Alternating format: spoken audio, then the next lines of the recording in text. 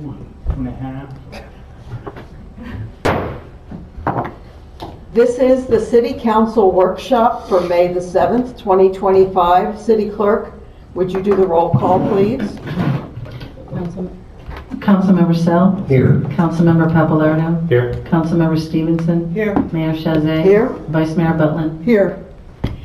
The workshop this evening consists of a presentation by staff. This is the first session of what will be multiple workshops having to do with a 7-year review of our comprehensive plan. And when we are finished with this sometime in the summer, we should have revisions that will be good until 2045. So what we will be discussing this evening is a portion of Volume 1 of the DeBerry 2045 Comprehensive Plan. So, staff presenting. Yes, ma'am. Stephen Bapp, Growth Management Director for the city. Presentation, please. There, thank you. Yes, as the mayor stated, this is going to be the first in a series of workshops, very similar to the workshops we did for the zoning development code rewrite. What we're going to cover today is only a portion of what the data is on our city. What does the data do? Well, the data will drive all our decisions for any policy changes we need to make in the second volume of the comprehensive plan, which are the goals, objectives, and policies. Tonight, we're going to give, you have been provided the written portion of the comprehensive plan in your read-ahead packets. Also, the public can see these portions that were written from the agenda site on the city webpage, and also the entire comprehensive plan as it is today is on the website. There's also a comment section where anybody in the city or anybody in the world can place a comment card if anything they see on the comp plan. Tonight, we're going to cover the history of DeBerry, the environmental and natural resources portion, also of the city of DeBerry. What I'll do is I'll show you any maps that will be included for the general public to see that are going to be included in the comp plan.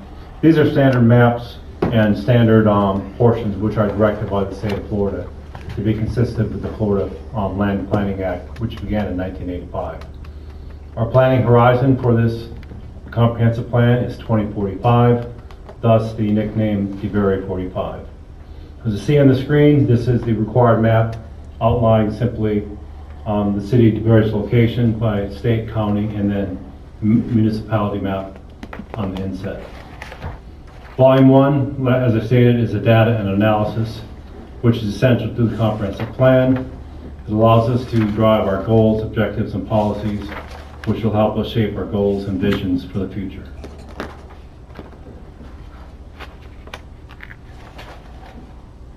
Volume 1 is, like I state, is our foundation, and Volume 2, the policies which we'll establish would be legally enforceable, and they also drive other documents such as our land development code.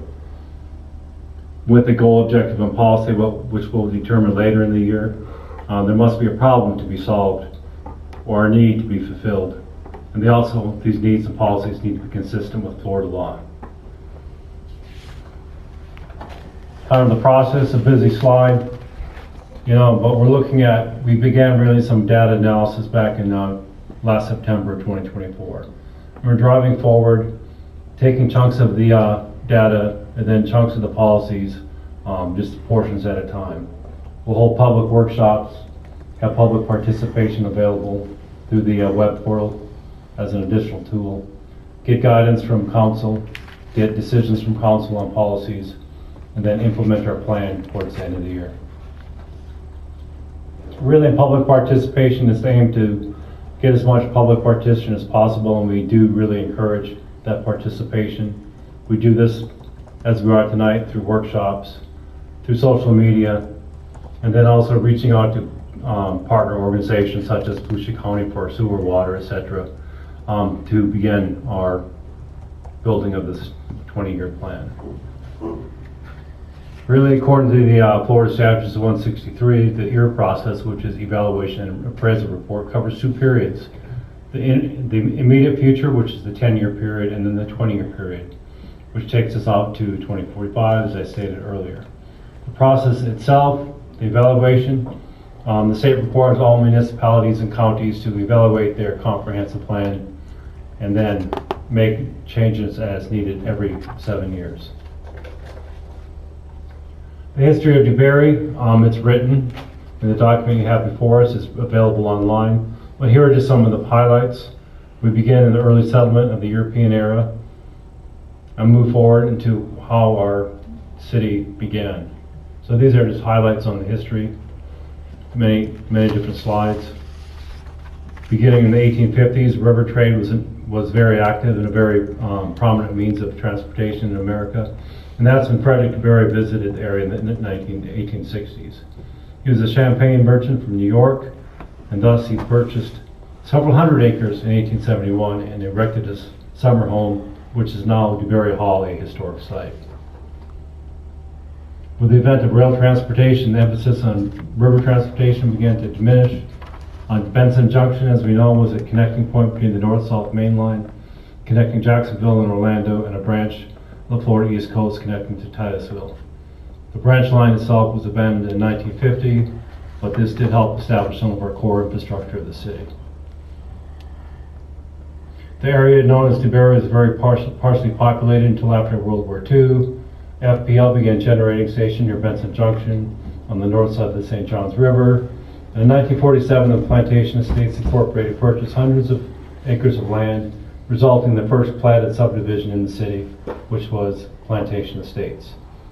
Plantation Estates is the teal color you see on the map, which predominantly takes the major portion of the southeastern quadrant of the city of DeBary. Moving forward, in 1993, the city broke free from the bonds of Volusia County and became its own municipality. Donnelly Smith was the first mayor, and we have the other, Florence Gay Little as the vice mayor, and the other 3 persons listed sat on the council. Since the corporation, the city has seen significant amounts of development. Development from the Florida Power Peak Energy Facility began north of High Banks Road. Lake Conomac was built in the early 1970s to provide the cooling water from the Florida plant. And Volusia County acquired Gemini Springs in 1994 as an effort to conserve the environment. In October 2020, the City Council adopted another year-based amendment to the comprehensive plan, which built our city's transit-oriented development district, the site for the future downtown DeBary and DeBary Main Street. The transit-oriented development is a functional integration which uses a mixed-use planning concept located within walking distance of a major public transportation hub. And that's what we have with the TOD, and it was established in 2010. Also, it's a little out of sequence, but in 2004 we established our Historic Preservation Board to capture a majority of the data of many historic sites which we have throughout the city. And most known of those is DeBary Hall. We've identified other sites in tables 1 and 2 of the volume 1. A map which will be included will be which is a required map by the state of Florida, is any historic sites or structures. Some of these indicate historic structures, but they may have been removed from the discovery of them, since the discovery of them, but the location is actually documented by GPS system. So we do have a log of any historic or previously historic site within the city. We have environmental and natural resources. We had a lot of help from our contracted services, RES, and they presented us with a lot of the environmental data, which will go into volume 1. Much of the city is located in the south end of the DeLand Ridge, which is a karst sandhill formation which extends northward from Orange City, DeLand, and eastward to Enterprise and Daytona. The remainder of the city lies within lowlands adjacent to the St. Johns River, and portions of which are floodplains and or wetlands, which are all illustrated and articulated more in the written portion of Volume 1. The city's highest point of elevation is on the northeast of the corner, slightly above 90 feet elevation, and the lowest point is 50 feet above sea level, which is along the St. Johns River. A portion of the city is also located within St. Johns lowland and typically flat, with only fair poor drainage due to these conditions. We are required to have a topographical map, a little more difficult to see on a TV screen, but the maps are more detailed if you look at them in person on paper, and those are included in Volume 1 and also included with your read-ahead packet. Soils, like anywhere in Florida, especially along a river basin, there are many different types of soils, and these soils will impact on how property can be developed. And they do drive some of our policies later in the Volume 2. Soils have different ratings, if you're not familiar with that.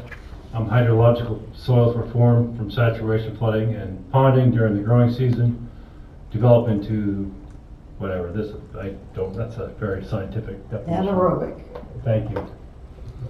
Anaerobic conditions in the upper part, and that's, but really soils, we have a soils map. As you see, there are various different types of soils, and I believe there's about 42 different types of soils that we are required to illustrate on our legends. Our environmental natural soils are broken down as required with the specific ratings. These ratings do drive development or conservation due to their composition, and that is included in the plan. We also have different ratings for the soils, which is a little beyond my engineering skills, but we do have the different ratings for the soils, which we illustrate in our database set. We do indicate our flooding areas. We do indicate our flood zones and any areas that are subject to flooding by the 100-year storm as directed by the Federal Emergency Management Agency, also known as FEMA. So if looking to our flood map, our floodplain map, we have this indicated on the screen you see before you. It indicates non-flood areas, flood zone AE and flood zone A, which have different flood insurance and type requirements. More that we'll include in our database set, in the initial part of our database set, our environmental natural resources floodplains. It talks about significant ponds, pools, and waters that are in the city. We are unique a little bit in the city that we are bordered on two sides by the St. Johns River with Lake Conemack in the center, but also many lakes in the eastern portion of our city, which are located in naturally occurring depression. If you look at this is our DeBerry water surface map. The blue areas being where water is currently located.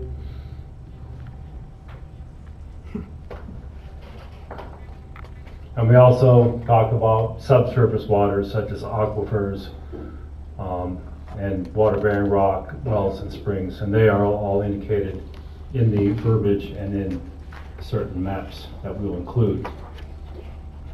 We're including the City of DeBerry Aquifer and Recharge, green being the high range portion of the recharge, and then the discharge areas are in the red, naturally occurring along water, major water bodies in the area. Why is this important? Well, wetlands and surface waters provide important functions such as protecting and improving the water quality, providing fish and wildlife habitat, and storing flood waters. And these are all also driven not only by local and state regulations, but also by federal orders and federal conservation rules that we need to follow for our comprehensive plan. And also included will be the map that shows the upperlands, waters, and the wetlands in the city. As you see, I would say 80% of the city is an upland, but there are many pockets of wetlands throughout the city, and also those would drive conservation areas or no-build areas or mitigation type situations that would impact development. There are two kinds of habitat areas in Volume 1. One is a natural habitats protected for wildlife and a natural habitat for plant species. The U.S. Fish and Wildlife and the Florida Wildlife Commission regulate these activities. And there are 16 protected and 97 state protected wildlife and plant species with the potential to occur within the city of DeBary. And we've included that chart and table in our data set. Some of these more commonly that we know of are things like the gopher tortoise, scrub jay, indigo snake, and other type items or animals are indicated in that chart. We're talking about different soil types or these conservation areas and where habitats are, and they're indicated in our map. So, that was a quick assessment of a very small portion of our comp plan. It kind of kicks off our series of workshops, and what we will discuss at our next workshop. We're going to focus on population projections, existing land uses, and housing supply, and the economic data set. Another workshop is scheduled. These aren't hard dates, but these are what we're looking at. Will be a further discussion of the state city infrastructure, including transportation, utilities, schools, recreation, capital improvement elements, and the like. And with that those two workshops will compromise the majority. Will not compromise. Will handle the majority of the data set of the Volume 1. So this workshop plus 2 more workshops talking about the data, then 3 workshops from now we'll begin focusing our policies on the data that we've seen. Again, citizens may continue to provide input now and in future meetings, as well as submitting comments in writing at the city website, which is very much like a comment card for a restaurant or something we're pretty familiar with nowadays with social media. So that was an overview of Volume 1, Part 1. Primarily data. It's not that exciting of data, and it's not as exciting as economy or population, but it is a required part that drives our goals and policies later in the workshop cycle. Okay, thank you very much. Yeah. City Clerk, do we have any public participation on the data in this portion of Volume 1? No, ma'am, we do not. Okay. Councilmember Sell, any questions or comments about this portion of Volume 1? No comments. Councilmember Papalardo. I have comments that I might save for when we get to the deeper part of this. It has to do with more kind of council goals and some in those longer term plans. There was mentions within this document, but I think we go into detail further. It has to do with things like village core redevelopment, incentivizing different types of strategy, things like that. So I'll hold off. Thank you. Okay. Anything from you, Councilmember Stevenson, on this portion of the data? I agree. This is pretty surface overview, so no comments at this time. Vice Mayor Butler? I concede with all that. I do agree that it's very much the surface of everything. We'll get into the nitty-gritty in the next couple of workshops. I know I've got some questions going forward, like Councilmember Papalardo. So, Absolutely. thank you. Okay, first of all, I would say I actually like some of this data. That's your thing. I like the history, I like the environmental and natural resources portion, and I find all of these various maps with our soils and the water movement and our wetlands, they're very interesting. They're not something that you can sit around here in the meeting and discuss in much depth, however. I would encourage people, though, who are here listening, and I appreciate you all coming out and showing this interest in this 7-year review of the plan, to look at this. It is, I do think this data is really critical for us moving forward and will inform our decisions on any land that is not currently developed, because we know what our vulnerabilities are, and this geographic data helps us see the underlying reasons for some things that we've experienced, and for that reason, I think it's very valuable. So I appreciate all of the work thus far on the data, and I look forward to, and I'm going to look at these protected wildlife and plant species, that table. I didn't see it in my read-through. That's probably because I read through too fast. But I appreciate that, and I think it is a good basis for us going forward. City Manager, did you have any comments about this portion of Volume 1? Just any comments, as we talk about it, people realize that the comprehensive plan is just not something that's just thrown together and go.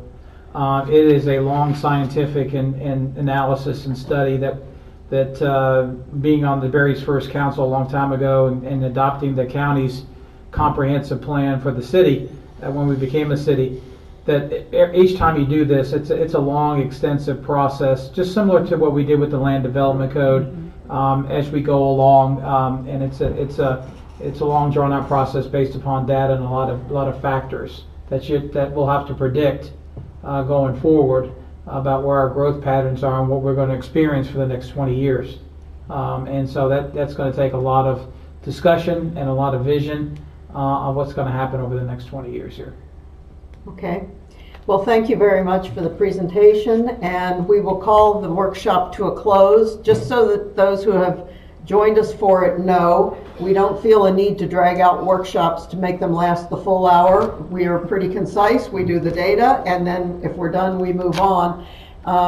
Some of the other sections will probably take longer, but the format that we're doing is we're trying to hold these workshops prior to another scheduled meeting, so that we don't have the calendar fill up with many meetings each month. And if you're interested, we do the workshop, and then we do a regular or special council meeting probably on the same evening following the workshop to the greatest degree possible, so that we can keep the number of times that people need to come out to a reasonable number. So if there's no further discussion, the workshop is